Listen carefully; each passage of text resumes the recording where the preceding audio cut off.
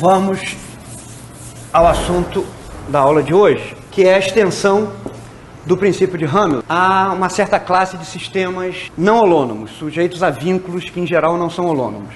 Quando há vínculos não holônomos, não é possível introduzir um conjunto de coordenadas generalizadas tal que as equações de vínculo sejam identicamente satisfeitas.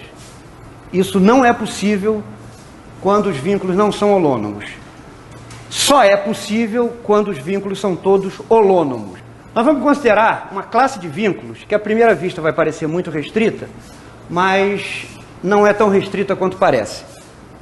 É o caso em que os vínculos envolvem as velocidades linearmente. Vínculos lineares. Nós vamos considerar vínculos da seguinte forma. Soma esse índice L tomando valores de 1 até P. Ou, na forma envolvendo derivadas, forma equivalente, nós vamos usar uma ou outra conforme a conveniência. Soma. Olha só, deixa eu fazer uma explicação rápida sobre a notação. Esse índice tomar valores de 1 até P está indicando que há uma equação como essa para cada valor do índice L. Então isso aqui é uma coleção de P equações de vínculo. Vamos olhar nessa forma aqui. Nessa forma está claro que tome um L fixo. Pega L igual a 1, por exemplo. Então aqui nós temos a L1, que é 1 ponto, mais a L2, que é 2 pontos, etc. Isso aqui é uma combinação linear de todas as velocidades, mais um termo independente das velocidades igual a zero.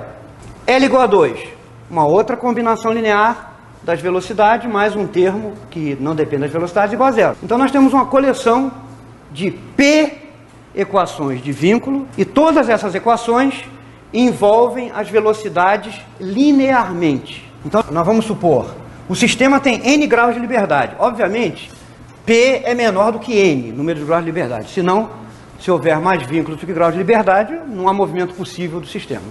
Então o número de vínculos tem que ser inferior ao número de graus de liberdade. Então este P aqui é menor do que n, que é o número de coordenadas usadas para descrever o movimento do sistema. Observe, vínculos caracterizados por essas equações parecem formar uma classe muito restrita, vínculos em que as velocidades entram linearmente.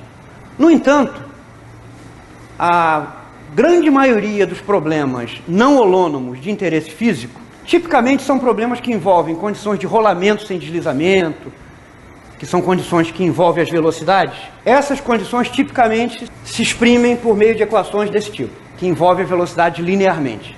Então, embora isso aqui seja uma classe restrita de vínculos, ela é suficientemente ampla para abarcar praticamente todos os vínculos não holônomos de interesse físico. Ou então, vamos supor que os vínculos a que o sistema está submetido são desta forma ou desta forma equivalentes, e vamos ver de que maneira se pode generalizar o princípio de Hamilton e, consequentemente, as equações de Lagrange, de modo a incluir no tratamento sistemas sujeitos a vínculos dessa forma. Veja o seguinte, o princípio de Hamilton é ΔS, que é igual a integral ΔS igual a zero, onde a expressão explícita do ΔS é essa integral aí. Quando todos os vínculos são holônomos, essas coordenadas Q1, Q2, Qn são independentes, as variações correspondentes também são independentes. Então, como os ΔQs são independentes e arbitrários, a condição ΔS igual a zero é equivalente a cada um desses coeficientes de um ΔQk ser igual a zero. Isso dá as equações de Lagrange para sistemas holônomos. Quando há vínculos dessa natureza, as variações dos Qs não são todas independentes entre si, porque elas estão restritas pelos vínculos. Lembre-se, esses ΔQs têm que ser deslocamentos virtuais, que têm que ser compatíveis com os vínculos. Quando se faz a variação, qual é a definição de variação das coordenadas? É da seguinte maneira: nós passamos de uma função QK de t para uma função QK barra de t, acrescentando a variação. Observem que esse deslocamento ΔQk de QK de t para QK barra de t, essa variação é feita a t fixo. Esse instante t é o mesmo que aqui, tá bom? Então nós comparamos, consideramos um deslocamento de uma coordenada no instante t para uma coordenada variada no mesmo instante t. Então isso aqui é um deslocamento virtual. Deslocamentos virtuais são feitos a t fixo, sem variar o tempo. Ah, e outra característica dos deslocamentos virtuais. Além de serem feitos a tempo fixo, eles têm que preservar os vínculos. Têm que ser consistentes com os vínculos.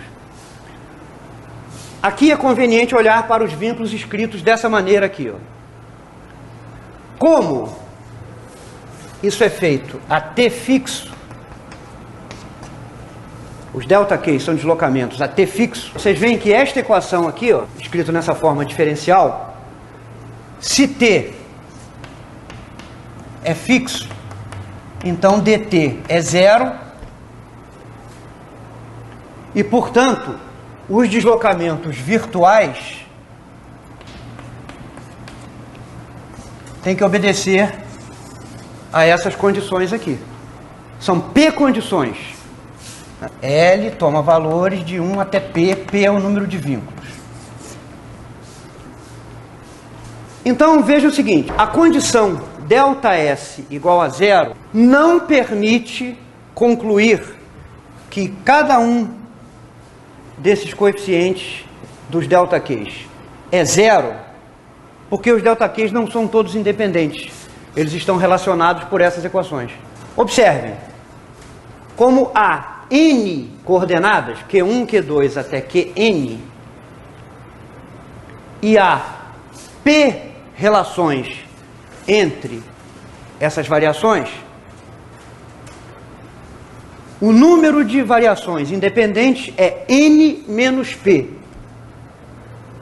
As outras P podem ser determinadas em termos das N menos P primeiras por essas equações aqui. Ó, veja o seguinte, evidentemente, nós estamos supondo que esse conjunto de equações é um conjunto de equações mutuamente independentes entre si. Se não for, a gente reduz para um número menor, que é o número de vínculos independentes, tá bom? Então, nós estamos supondo que esses vínculos são todos independentes entre si. Como há P equações independentes, então nós podemos resolver para P dessas quantidades, usando as P equações independentes, e P dessas quantidades vão ficar expressas em termos das quantidades restantes, dos N menos P ΔQs. Mas o fato é que ΔS igual a zero não nos permite concluir nada sobre cada coeficiente de cada ΔQ, pelo fato de eles não serem independentes.